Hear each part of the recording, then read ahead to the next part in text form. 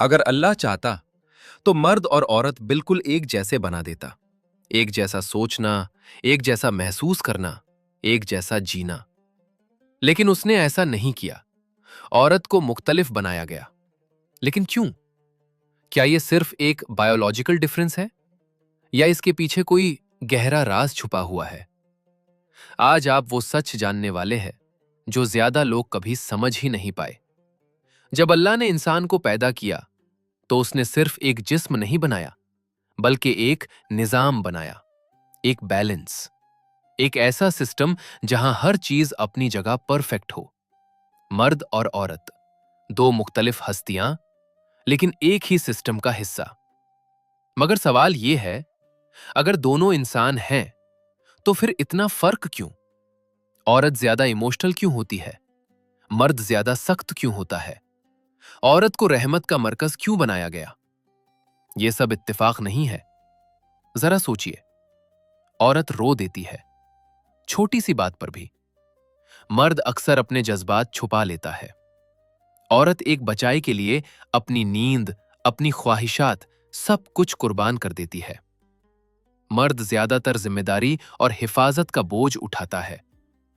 क्या यह कमजोरी है या यह डिजाइन है? अगर औरत भी मर्द जैसी होती तो क्या दुनिया वैसे चल सकती थी? अगर मां के दिल में वो नरमी ना होती तो क्या कोई बच्चा कभी महफूज महसूस करता? अगर औरत के अंदर वो सब्र ना होता तो क्या घर कभी घर बनता?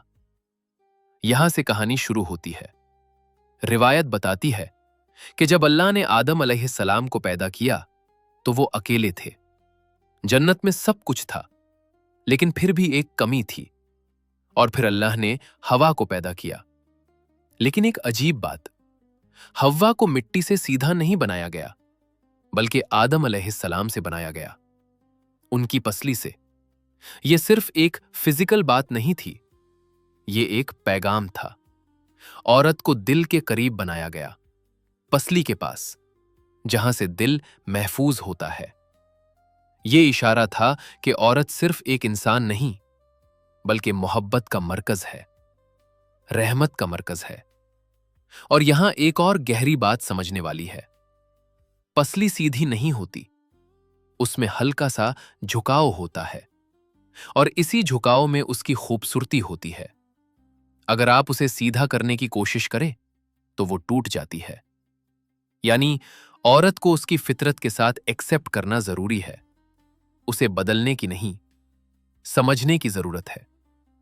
अक्सर लोग कहते हैं औरत कमजोर होती है क्योंकि वो रो देती है। लेकिन सच क्या है? औरत रोती है क्योंकि उसका दिल जिंदा होता है। वो महसूस करती है, गहरा महसूस करती है। और ये कोई कमजोरी नहीं, ये उसकी ताकत है। सोचिए, एक मां जो 9 महीने एक बचाए को अपने अंदर रखती है, दर्द सहकर उसे पैदा करती है, फिर रातों को जग कर उसे संभलती है, उसकी हर जरूरत पूरी करती है। क्या यह कमजोरी है या ये वो ताकत है जो किसी और में नहीं? अगर औरत के अंदर ये जज्बात ना होते तो इंसानियत का निजाम टूट जाता। बचाए सिर्फ पैदा होते, लेकिन परवरिश कभी ना होती, मोहब्बत होती ही नहीं, रहमत होती ही नहीं। लेकिन अभी सबसे बड़ी वजह बाकी है, जो आपने शायद कभी नहीं सुनी होगी। अल्लाह ने औरत को मुख्तलिफ बनाया ताकि वो काम कर सके जो मर्द नहीं कर सकता, और मर्द को मुख्तलिफ बनाया ताकि वो जिम्मेदारी उठाए जो औरत पर बोझ बन जाए। यह मुकाबला नहीं है, यह तकमील है, कंप्लीशन। एक पजल के दो टुकड़े जो अलग अलग हों तो अधूरे, लेकिन जब मिल जाएं तो परफेक्ट तस्वीर बन जाए। औरत के अंदर नरमी है ताकि वो टूटे हुए दिल जोड़ सके। मर्द के अंदर सख्ती है ताकि वो मुश्किल वक्त में खड़ा रह सके। औरत घर बनाती है, मर्द उसे महफूज रखता है। ये दोनों रोल्स इतने परफेक्ट हैं कि अगर एक भी चेंज हो जाए तो बैलेंस खत्म हो जाता है। आज के दौर में लोग कहते हैं कि औरत को मर्द जैसा होना चाहिए, लेकिन यह सोच गलत है। औरत को मर्द जैसा नहीं, बल्कि अपने असल रूप में रहना चाहिए, क्योंकि उसकी असली ताकत उसकी मुख्तलिफ होने में है। अगर फूल को पत्थर बनाने की कोशिश करें तो वो ना फूल रहेगा ना पत्थर, बस टूट जाएगा। औरत फूल की तरह है, नर्म, खूबसूरत, रहमत से भरी हुई, और इसी में उसकी असल कुव्वत है। तो जवाब क्या है? अल्लाह ने औरत को मुख्तलिफ क्यों बनाया? इसलिए नहीं कि वो कम हो, बल्कि इसलिए कि वो मुकम्मल हो। इसलिए कि वो काम कर सके जो दुनिया को चलाने के लिए जरूरी है।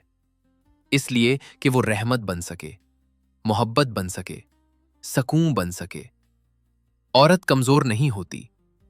औरत वो ताकत है जो दुनिया को इंसान बनाती है।